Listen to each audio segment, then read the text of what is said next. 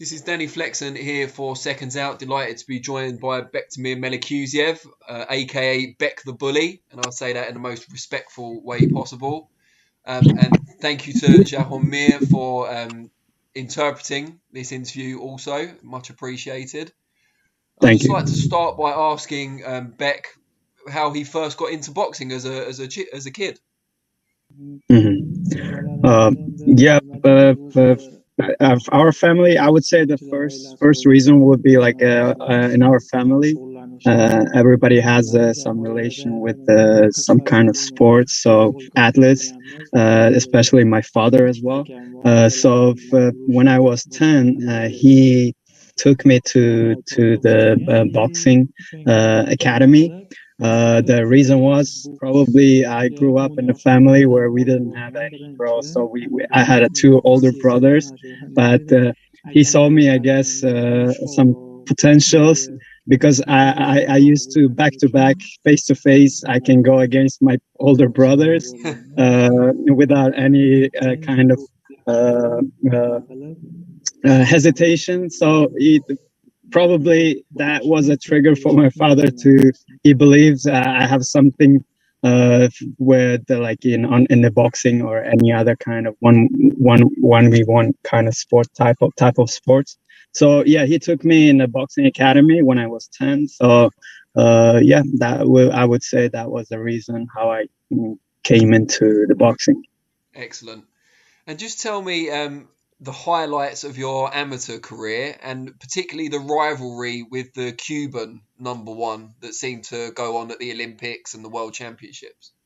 If I speak about my amateur boxing career, as a young amateur, like I became to our country's champion and Asian junior amateur boxing champion and world champion. I became, and then after I moved on forward, the amateur, the older, and then I fight against this Cuban boxer twice, once in the Olympics final, and second round will be the world championship. The first fight I remember like yesterday. It was the reason I lost it. I had a very bad the injury on my shoulder, so that bothered me during that right before the final. In some point, we were discussing with my coaches, maybe we gotta call off this fight. But then we all knew how important, and we were talking about the we're talking about the gold medal, so it was important for us for our team. So we took that fight. We went in. I almost fight that fight without like using my one of my hands. So it wasn't easy. The second one, if I say it was really close fight, I would say I really enjoyed it. I would say I lost it because of just a lot. Maybe I don't know, but it was really a fun and close fight. I learned a lot from that, both of them, and with all respect to my opponents, yeah, that's one of the best fights in my amateur career so far. And when you decided to turn professional, why locate yourself in California and why train under Joel Diaz? Yeah, 2018, I decided to go professional. But if I talk about like why we decide to California and especially the coach Joel Diaz, it was a decision by our team. I would say our managers, because before me, there is already some people from Uzbekistan, some professional who were in the professional boxing, like Shahram Giyasov, Murodjon Ahmad Ali, if you're familiar with. They were already training under coach Joel Diaz.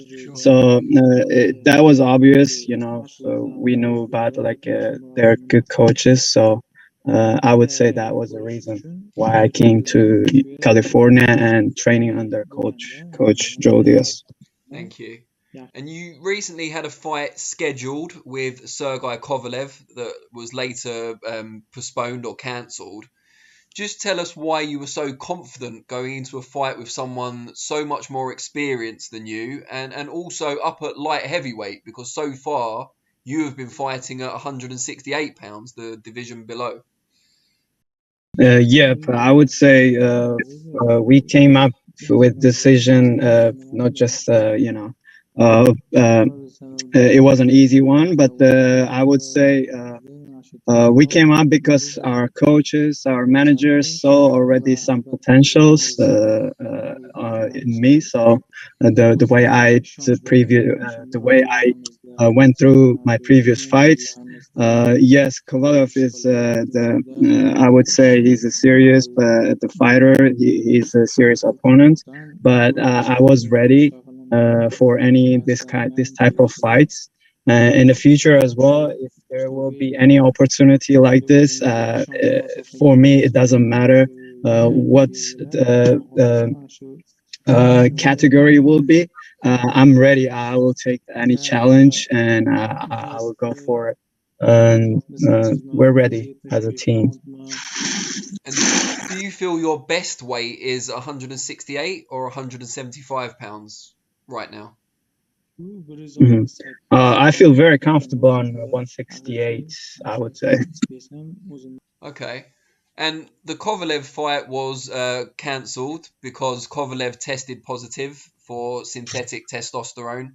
You can just say PEDs if it's easier. But you said on record you were happy to fight him anyway, even after he tested positive.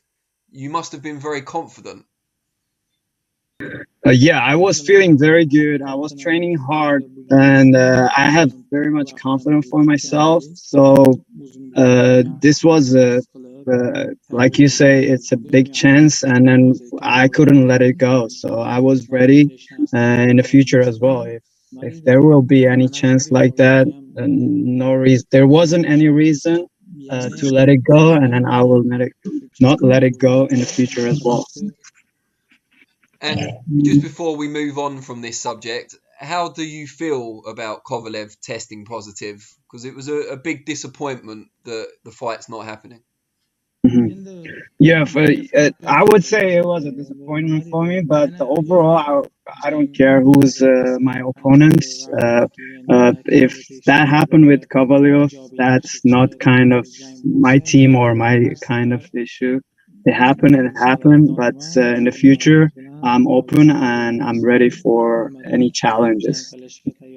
Okay, and you've got a fight next week now in Indio, California, but Coach Diaz is in Turkey with Avni Yildirim, preparing him for Canelo. Has it been tough preparing for your fight without him? I would say most of my training times I do training with Tony Diaz. Yeah. But of course, yeah, Diaz is not here. It could be a little bit challenging, but overall, Tony Diaz is here with us, and I don't see any problem on it. Yeah, we're ready for fight. And just before we let you go, your nickname is Bek the Bully. Who called you that the first time and why? Yeah, but I would say the way I fight, uh, the